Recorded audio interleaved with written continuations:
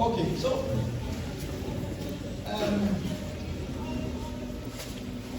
we have been looking at salvation, and we have been starting from the beginning.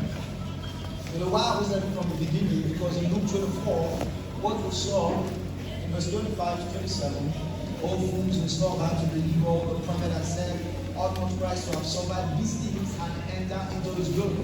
Verse 27 says, and begin at Moses and all the prophets, he expounded to them in scriptures all things concerning himself. Luke 24, 25 to 27. So we see that Jesus began from the beginning. He began from the beginning. Where we read our text, 2 Timothy 3, verse 15. Let's go there. 2 Timothy 3, 15. 2 Timothy 3 and 15. It says, 2 Timothy 3 and 15.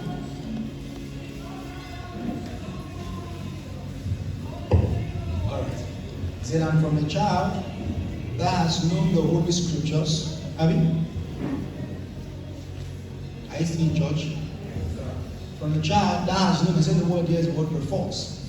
From childhood, we have known the Holy Scriptures, which are able to make inquiries unto salvation through faith, which is in Christ. And I think we've been able to explore some aspects of the Scripture. Now, today, please, I want you to pay very close attention as we proceed. On Tuesday, we looked at Genesis 1:26. Are we together? Am I correct? I need responses. So we looked at Genesis 1:26, and you know what we're able to deduce from that scripture is that God was giving an instruction to every man. So he said, and God said, let us make man in our image after our likeness. So we saw that what God wanted to do is to make man created in Christ. Now, today we are going to look at something quite controversial. You see, one of the reasons you have atheists is improper scripture explanation. When you are not able to explain scriptures very well, it will often lead to unbelief. And that's why the apostles didn't spare wrong doctrines. Most of the atheists you have is their mindset is that the Bible is contradictory. And it's not. The Bible is not contradictory. And we are going to see some things today. So, we saw this text, and then we saw, and let them have dominion over the fish of sea. Remember the things I say, show on the line, are we? Are we together? Say, show on the line what again? Fish of the sea, which other one? Ball of the air, which other one? Cattle. And the last one is what? Every living thing that created upon the earth. I said we are going to use those words later as we study. Alright, so this text showed us that what God wanted to do. So we said that this text shows the plan of God. And then we saw that it was no different from Genesis 1:1-3, which is God wanted to make man his habitation. So we said this text was not different from that God wanted to make man his habitation. Now, so if you're not around on Tuesday, you can meet the media guys. I think they have a teaching, so you just get it. So let's go to verse 27. Okay, before we go to verse 27, if you perfectly study this text, you will know why God at Exodus 20. Go to Exodus 20. Let me see if we are word men, really. Exodus 20. Verse 1. Alright, let's read together. 1 to go. Let's make all these words. Say, sorry. Alright. I am the Lord God who brought you out of the land of Egypt, out of the house of bondage. Next verse. Thou shalt what? Now, in Moses trying to explain this, look at the next verse. He said, thou shalt not make unto thyself any what? Graven, or any likeness of the thing that is in heaven above, or the things in the earth beneath, or things under the things that is in the water under the earth. Now, from Genesis 1:26 we read. You remember the word image, right? That word image. What we say it was is the word selem in the Greek, in the Hebrews, and it means a representation. Are we still here? It means what else again? don't need to check your book to know what it means. It means what again? Ambassador. An ambassador, it means what? Representative. A representative means what? A shade, like something, a shadow, right? So let me see if we have been following. Why did Moses give this instruction? If we are going to use Genesis 1:26 to ask this, why did Moses give this instruction? Well, I was about to say a price food, but I will not. Because I know why the medical students are still owing me. Cell leaders, stand up. So using Genesis, what is cell leaders? Using Genesis 1:26, why did Moses give this instruction?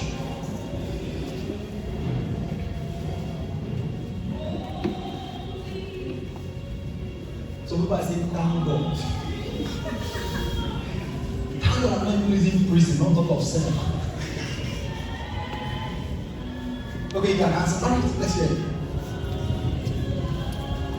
Everybody pay attention. Praise God. Okay, so I think maybe No, don't think. From scriptures. from scriptures, because of the meaning of image, Alright. we should mean presentation or a resemblance. If they had a graven image that they worship, it means they were not believing, they were believing in what that thing represented And not in God. Alright, so who has a contrary opinion? Okay, do you have an opinion? You don't have. Do you have an opinion? Do you have an opinion? Okay, she has said it all. Who is at village meeting? Do you have an opinion? Oh, yeah, sit. Everybody have an opinion? Now, as much as what she said is correct, now let's think. Why would God say, do not make unto thyself any graven image? When we looked at Colossians 1:13, right? Who is the image of God? It means that, does God have an image? Who created the image of God? Who now? Who? God. Simple. So it means that whatever image you want to create will be anything outside what God created. So the reason you are not going to create an image is because there is already an image. So what is the image? Christ. So when we behold Christ, what are we beholding? The image of God. When we worship the Christ, what are we worshiping? The image of God. What that is, who are you? You are a priest of that image. The same with Babalawo now is a priest of Ifa, and Ifa is the image that's within Ifa. You know Ifa now? Okay, let us Amadion. The same way is the highest chief priest in your village that you are afraid of is the chief priest of the representation. If you go to the shop, you see it's a shop. It's shrine. It's shop now. Remember? Well, one of those times they were asking one man to bring sacrifice. They asked him to bring bread, oil, fish. Asked him to bring bread, oil, fish. Asked him to bring yam. Asked him to bring Maggi, not to be precise. Then other things. The only thing they didn't ask him to bring was stove. Just take this man is hungry. So is that what I mean? So God created man. This man now, remember what I said last week, is the word Adam, which means mankind. God created man in his image, that will be male and female, created he them. Alright? Now verse 28. I think we'll explore this text. Now, this is where we're beginning from. Everybody look up. Let's read together. 1 to go. God blessed them. And God said unto them, be fruitful and what? And what? And what? And what? Over the fowl of the air.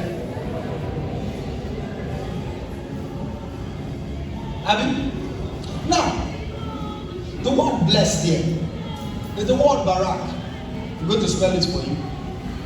B-A-R-A-K. Barak or barak in the Greek, on the Hebrew rather. And what it means, I'm going to give you the probable meanings. You might not see some of these meanings in the Strong Dictionary. You see it in the highest definition, Thayers, where you have, it could mean to kneel, please follow. I'm begging you in the name of God, please follow. It means to kneel, it could mean to kneel down, it could mean to salute, it could mean to congratulate. When it is used as a euphemism, it could mean to curse. And then it could mean to bless. I'm going to say the meanings again. It could mean to kneel, to settle down, to salute, to congratulate, and to bless. And if it is used in or as a euphemism, it means to curse. To curse. Curse. Curse. Like C-U-R-S-E. Is to curse. Alright? Now, you know that this text now is this be fruitful and multiply was not told, God didn't give the instruction to every man. Which will be the set of men God gave this instruction to? Just back to Genesis 1:26. You will see, and God said, let us make man in our image. So the people that God said be blessed, be fruitful, be multiplied, or multiply, are people that are in the image of God. Again, this proves that this is not a text for reproduction.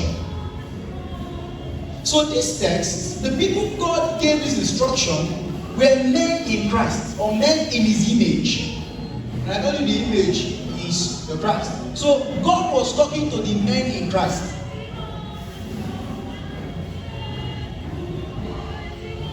Now let's ask a very simple question.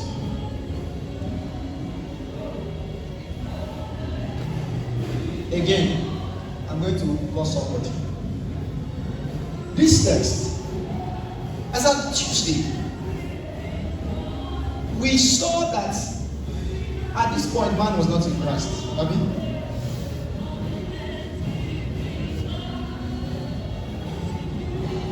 When God said this, was man in Christ?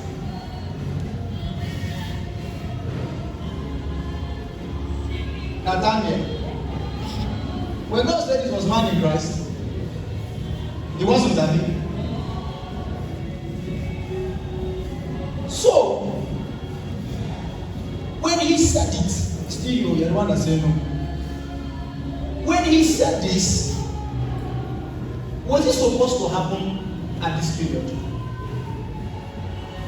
Okay, you don't know. Okay, let's think together. Let's think. If man had not been in Christ when God said this, it means that this will only be a prophecy. Are we together? If I say, all right, let us buy rice from student affairs, and then I've not bought the rice, it means I'm telling you what will happen. What is prophecy again?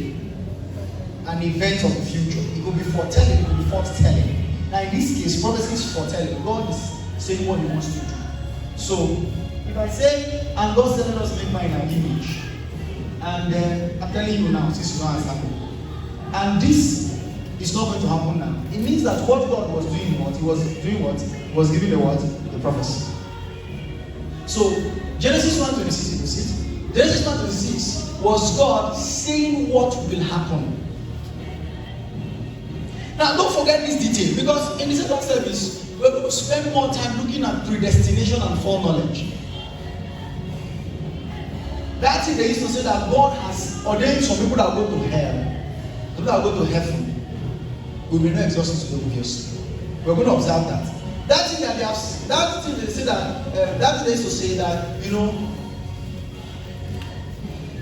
God used to make, and probably on Tuesday we're going to look at God's sovereignty. Sovereignty of God. They say God can do anything. Maybe it's a lie. Say God can do what he likes. It's not true. It's not true. So we're going to look at the sovereignty of God, but today we're going to look at the predestination and foreknowledge, but that will be in the second service. Now, is a prophecy.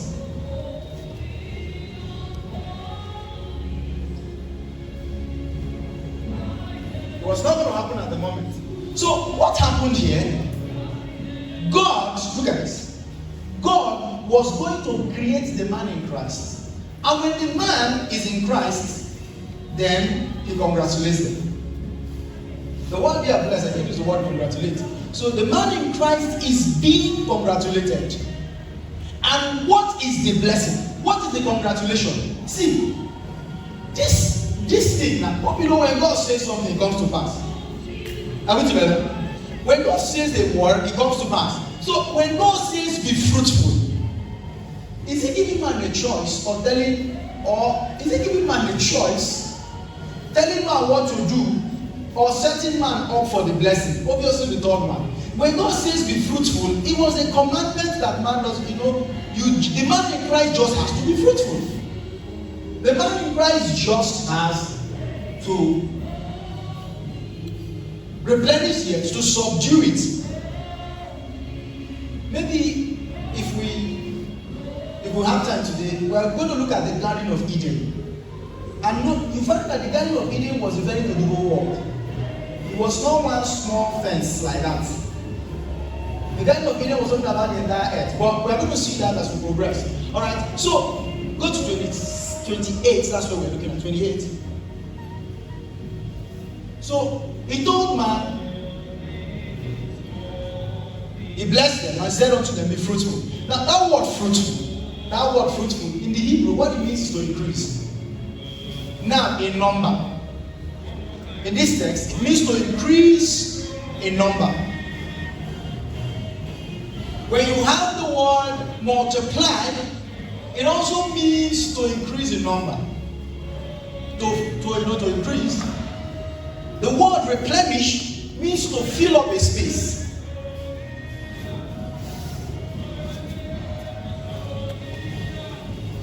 And then to subdue. That word subdue means to subjugate something.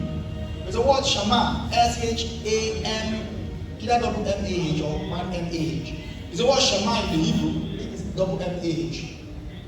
Now, what it means is to subdue, to subjugate. It means to bring under control. And all those words, subdue, replenish, which other one? Be fruitful and multiply, was summed up in one word, and do what? Have dominion. That word dominion means to rule. It means to rule. We are going to observe that. Now, everybody look at this. Let's ask a very simple question. You can pass for saying that the word be fruitful means that, okay, the man just came into the scene. And then you now say, okay, increase in number. Agreed. You can say multiply means the same thing. But when you come to the word replenish, if I say replenish, it tells you something, that something was there that was out. And your job is to do what? Put it back. And what further explains is subdue. If I say subdue, which means to put under control, you cannot put under control. How many of you try to control?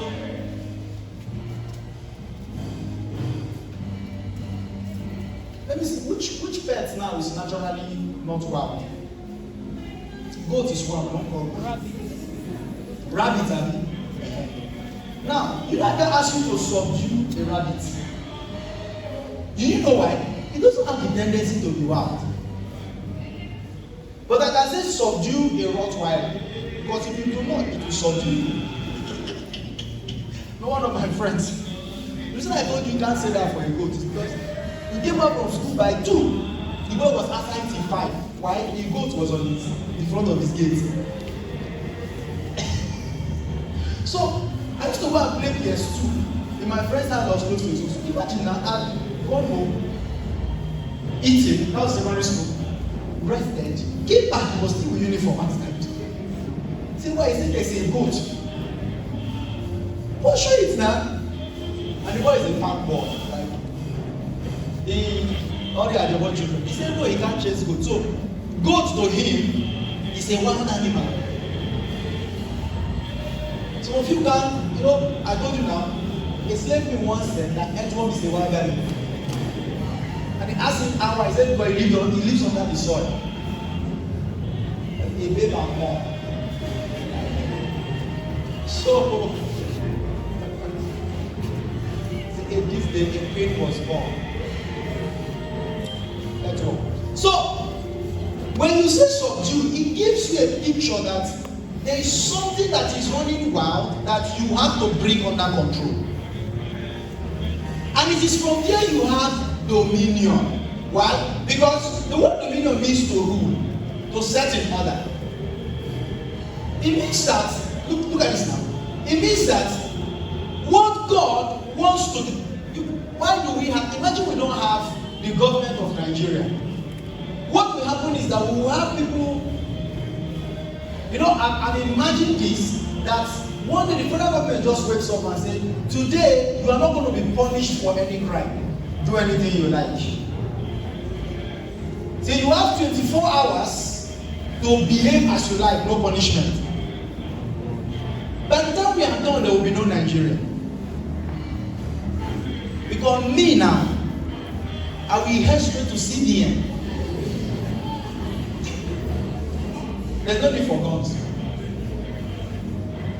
So, why will I not in my right, even with Juju, try to disappear into CBN? It's because there's a government. So, God wants this man now, the man in Christ, to take charge so that there will be order. So it again points you to the fact that at this point, God was talking about a disorder. Look at all the terms that was used here. They were all terms for warfare. All the terms multiply.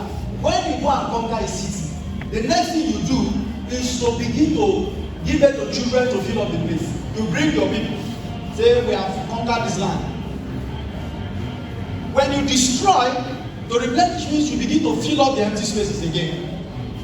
To subdue, of course, subdue now in this case will be to make sure that the people you have captured as slaves will not overrun you.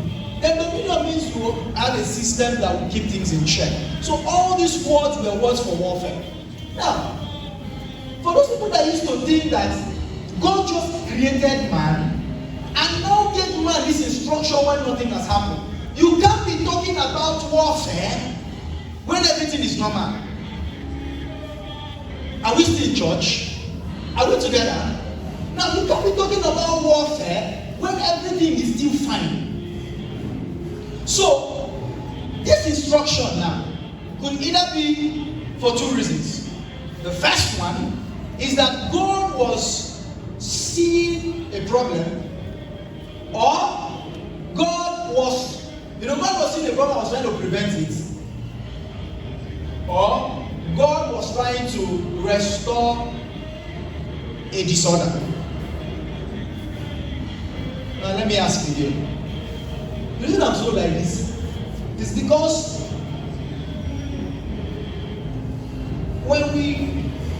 the word subdue is not shama, it's the word kabash. Kabash, spelled K-A-B-A-S-H. Which one is not shama? I think it's one of those words. I'll find it.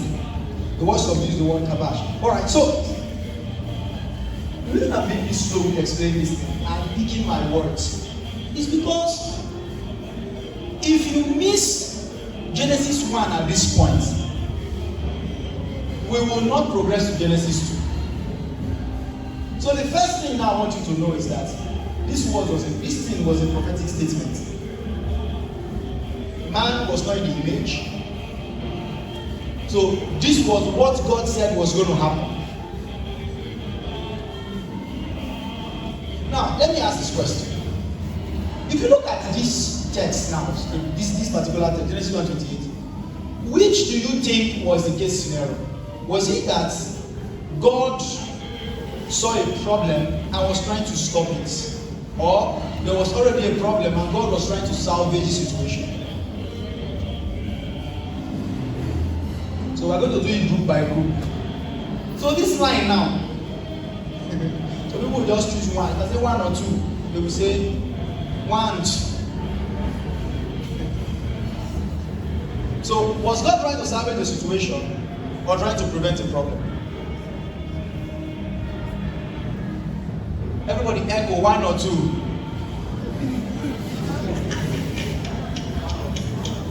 Okay, one or two. Let me say this line, fear God. Was God trying to prevent a problem or salvage a situation? He was trying to salvage a situation. Now, let's not rush. We'll find out if that's the case. But there's one thing we all agree here, is that God was talking about warfare here. I mean, go to Genesis 2, verse 15.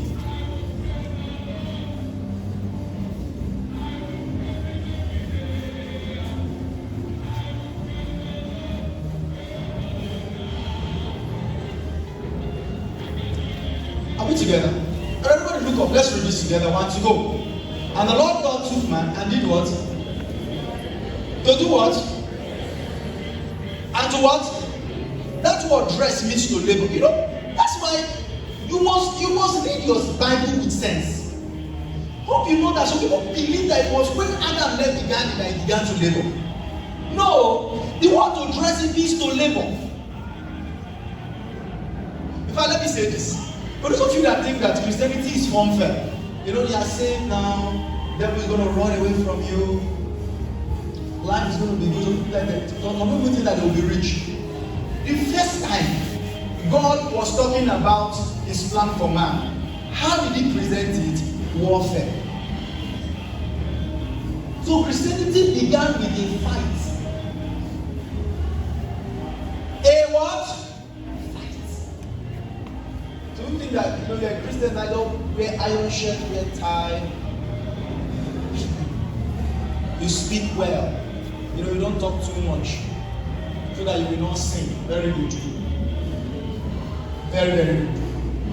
But Christianity is not. I was telling, who was I even telling that? I think it was Kaka or somebody. I said that they ordain you pastor or bishop, you will now do party. Let me tell you what will happen. You will thief church money.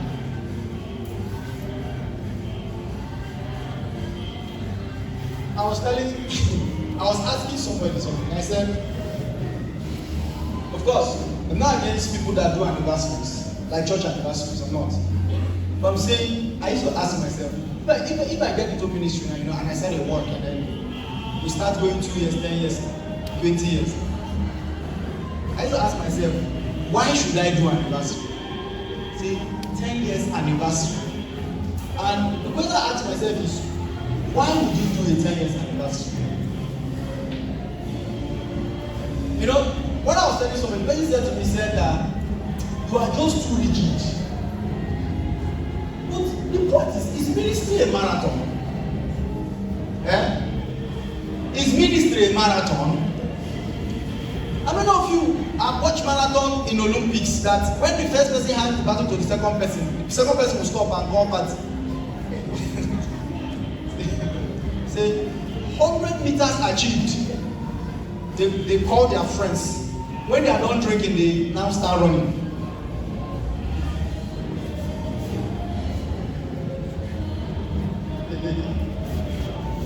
I asked them, this is a marathon. Why would you do? If God say you are going to do ministry for 8 years, the first 10 years you do anniversary, or you now celebrate. Now, of course, as I said, I don't have people that I don't have problems with that anniversary. It's just that I just feel that we are not finished. Why are you happy? Imagine they call you and say, you are now a pastor of Redeemed Church worldwide. You now throw party.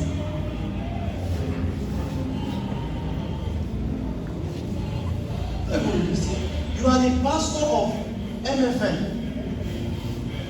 You now print flyer. Say, come and join me and celebrate. Celebrate what? Your death. Because ministry is warfare. So when you have here to dress it, labor for Adam didn't start after the fall. There was labor in the garden. You know, some of us think that when God created Adam, He just put Adam in rest. Of course, yes, the garden is rest. But in that rest is work. That word to dress means to walk. And then to keep it. Now, what is the work? The work is to keep it. Now, what does it mean to keep? It means to protect, to guard. So, what was Adam's job? What was Adam's job? Adam's job was to prevent. Now, if God says keep it, then it tells you that there is an intruder. You know, you will not be locking your room if you are the only person in town. Imagine you are the only person in Nigeria and you have a duplex full of gold. Why will you lock it? Who will steal it? You? The reason you buy padlock is because there are people whose second names are thieves. They can break it back. Some people even break the padlock. So the reason for protection is there is an intruder. Are you with me to this point? Have I lost you? Good. So if God gave Adam, keep it, it means that there is a probability that there is an enemy waiting to take hold of the garden. So again, let's now put these two together. Genesis 1:28 and Genesis 2:15. Do they look alike? Do they look alike? Genesis 1:28 was talking about being in a place where you will make sure there is order. And I told you, it is a warfare term. Genesis 2 is referring to working to ensure that there is no disorder. So if you were to put Genesis 2:15 and Genesis 1:28 in option 1 or 2, which will be in which? Genesis 1:28 will be option 1 or 2. Remember what option 1 is? Option 1 is that God foresaw a problem, and then what did He do? He had to prevent it. And the second option was that there was already a problem, and what God wanted to do was to salvage the situation. Are you following? So is Genesis 2:15 1 or 2? It will be what? Who is it? 1. Genesis 2:15 will be what? It will be 1. And Genesis 1:28 will be what? So look at this now. Here is the contradiction. How come Genesis 1:28 is 2? There's a problem. But it's the first book. And Genesis 2:15 is 1 and it's the second chapter. If there's a problem in Genesis 1:28, of course what will come to your mind is the fall. Abi? Well, how did Moses write it in 1:28? Then the main thing that will prevent the fall, he wrote it in chapter 2.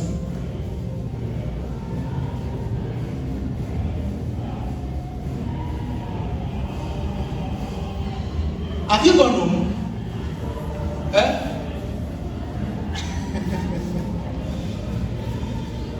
Don't worry. Next week Sunday I will teach you joint S friend service. Because some of you are not looking at me.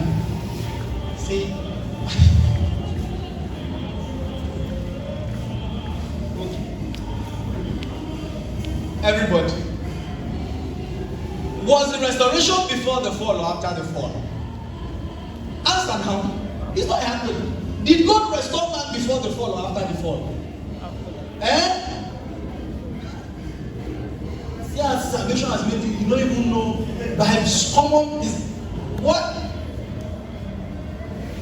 How will I explain this now? Did Jesus die before man sinned or after man sinned? Hope you know that you'll be wrong too.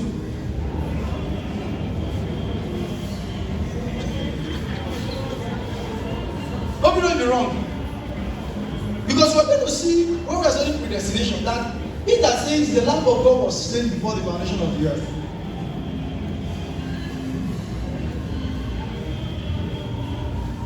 So people after this series, they will open church. It says school of ministry. Model 1, the plan. Model 2. Not the last one. So what I'm telling you now, it took me at least 4 years to understand it. And I'm not done. I started learning this concept in 2016. And we are not done. You know why? Because Pastor Chris is still preaching soul grace salvation. He has done 8 series with at least 15 tracks. And he's not done. And that's minus the law in Genesis. There's about 5 series. And he's not done. Now he has written a book, The Sovereignty of God. That's minus understanding the laws and the prophets. There is over 20-something tracks.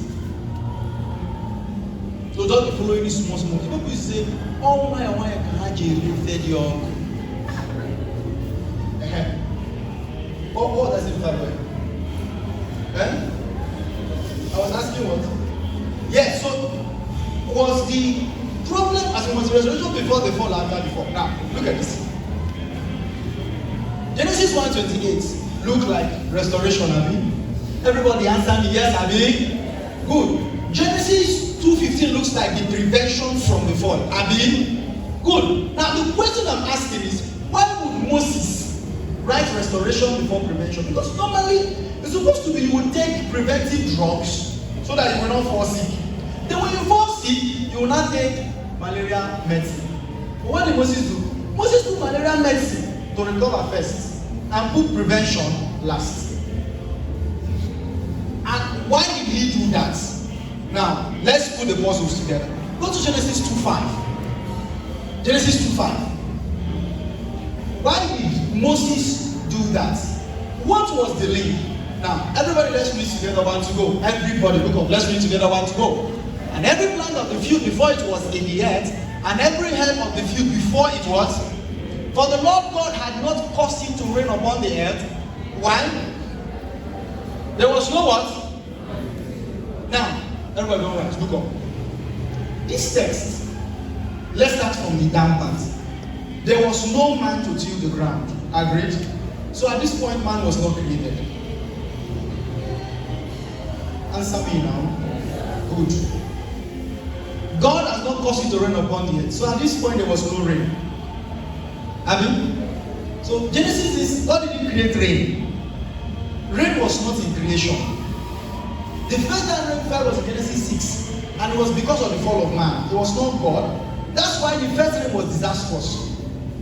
In fact, till now rain is still disastrous. You think? Some of you like to say rain shower of blessing and you buy an umbrella. So you have a problem. You are preventing yourself from the blessing. Now, there was no rain. The second thing I want you to notice is, and every herb of the field. So there was no plants and there was no herbs. Are we together? So in Genesis 2:5, what Moses is writing that was that on the earth nothing has appeared. But go to Genesis 1:30. So Genesis 2:5 says nothing has appeared. Go to Genesis 1:30. In fact, Genesis 1, go to the previous verse 29. God said, so God was telling man that I have given you every herb for food. So in Genesis 2, God said here that every herb is for food. Then in Genesis 2:5, Moses said there was no tree. In fact, there was no even man. So what was Moses doing in Genesis 1 and 2? I'm going to close with this. What was Moses doing in Genesis 1 and 2? Remember what was in Genesis 1 was, and God said, and God said, and God said, and God said, and God said, God said, God said. It means that Genesis 1 was a documentation of how God created everything you see by His words. If we say Genesis 1, 26, 27 and 28 was a prophetic statement which was going to come to pass, then it tells you that really what Genesis 1 was entirely was a prophecy. So when did the real thing begin to happen? Genesis 2. So it was in Genesis 2 now that we now saw that God now created man. But in Genesis 1 he has said let us make man. But when was the man now created? Genesis 2. So God's word in Genesis 1 was a prophetic utterance that was going to come to pass. So how did God create the entire universe? Prophecy. And you know the beautiful thing? God believed His word to make the word come to pass. So the first person to exercise faith on earth was who? God. And what did He exercise faith on? His words. So Moses will come and tell you that God's plan was the prophecy of what was going to happen. So it means that when God said, let the earth bring forth plants, there was nothing. When He says, let the sea bring out fish, there was nothing. As if you stay there, you won't see anything. So those of you that say creation took place in 7 days, you should rethink. Because if He says, let the firmament divide up and down, and it was not so physically, then the means creation was a long time. But why was it called 7 days? Again, to understand that you have to know what the Bible talks about when it says days. Don't you think days? You know, Monday and Tuesday came later in life. There was no, in fact, your village don't use Monday and Tuesday. What they use is Ore, Afro. Come on, we are in village here. You know what they used to use? What is market day? Problem. This is I say again. You are a disgrace to Biafra.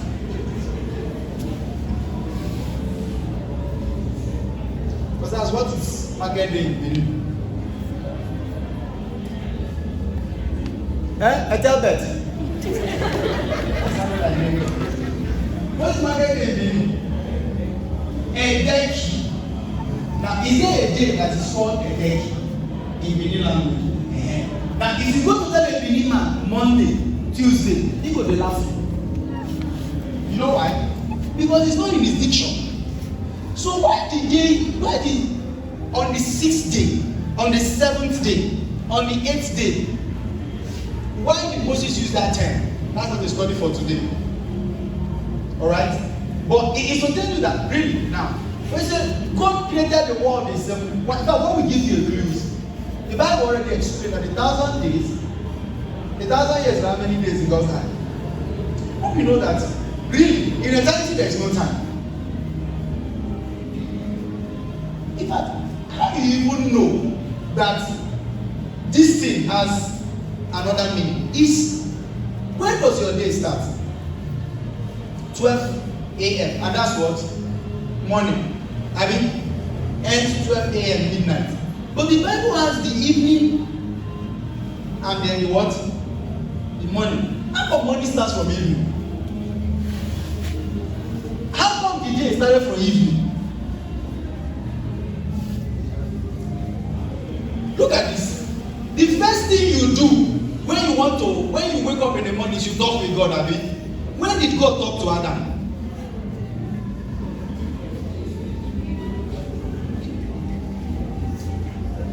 And it will make you think, was this thing our own day or some other day? Maybe month Sunday.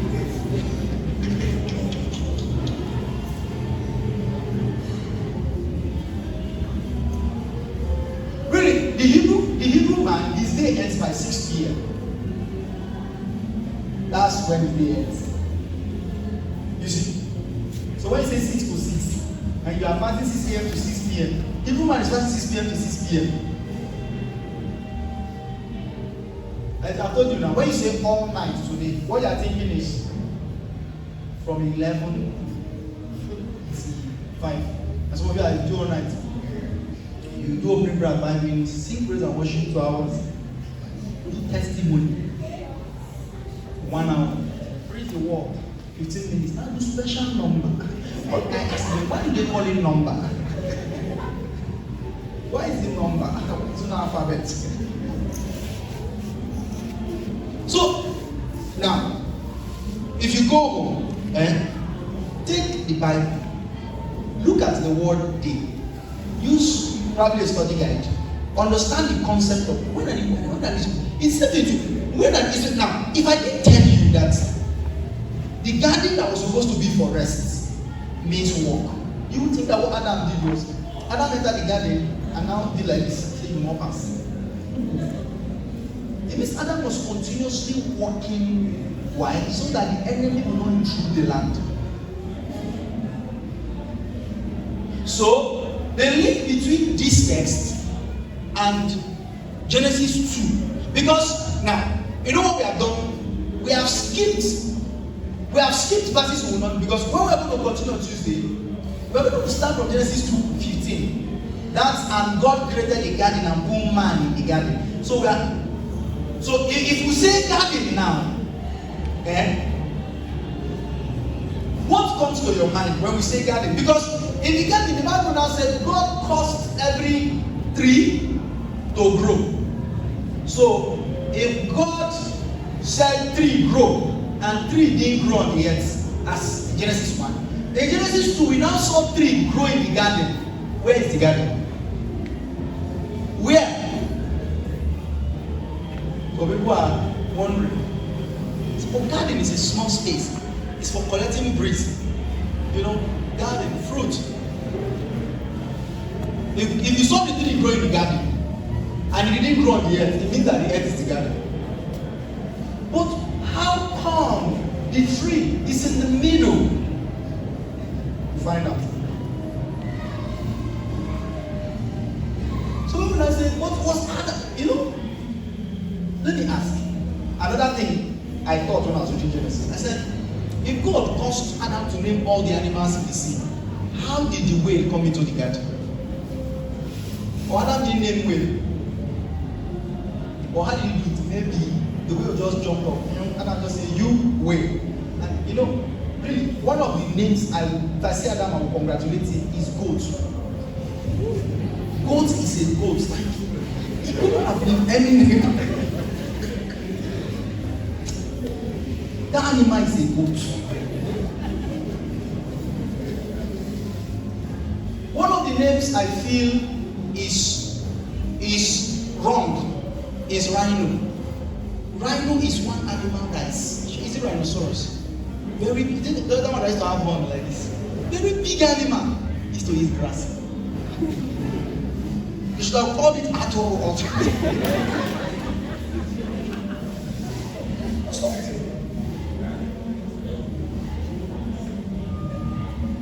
Look at this. If you are really thinking in this service, you should have been able to understand or answer the question: did dinosaur exist? You don't need to answer. What about dragon? Where did the concept come from?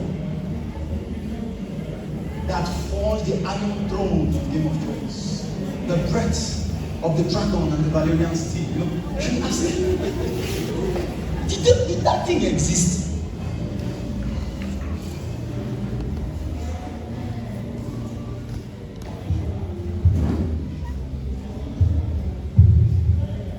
That's the gist for another day. Let's see the Bible says. Amen. David, is it not easy? Is the Bible not easy? Okay, it's not easy. So in Genesis 1 all through, what God created was unseen. It was not manifested. Then in Genesis 2, we began to see man. Now, it tells you, pray for me as I close. It tells you that even the creations in your own life begins from a prophetic statement. What you saw in Genesis was God said. I thought if God said to just begin to happen. No, that's not how the law of faith works. The law of faith is you will say and keep saying. And you see God display that here. We don't know how long it took before we saw plants, we saw animals, we don't know how long it took. But the most important thing was that God had faith in His word, and we saw His word come out to play. So today, if you want to recreate your life now, how do you start? By words. You might not see it though, but there's something you should know. That if God said it and believed it and saw it, if I say, you know that some of you, the words of prophecy you even gave when you were not born again is the reason you are where you are. So creation happened because God had faith in His word. God believed His promises. So you have no excuse not to believe the promise of God. So if you are going to put the two verses together, now look at this statement. Moses is a man who will summarize his writing and start explaining. He already summarized how God created the earth. Then he now tells you how the things begin to progressively happen. And what was the first thing we saw? He created. Is it not looking somehow that God said, "Let there be man last"? And the first man, and the first creation to show in Genesis 2 was man. God, it was man that God created on the sixth day. I mean, last. But the first creature we saw in Genesis 2 was who? So, in the next service, please, I beg you, if you don't have anything important to do, don't make sure you are in this meeting till the second part is done. Except we have something very urgent. In the next service, we are going to see what played out here in those two texts and other texts, and observe the concept of predestination and foreknowledge. We'll answer the question, did God make Adam sin? If He knew, why did He stop it? And we are going to look at, was Jesus in the plan, or did He just happen? If he was not in the plan and God put Him, then it means that God is unchangeable. As if God is changeable, it means God wanted to do something, it didn't work, then He had to change His plan. It means God has lost the unchangeable changer.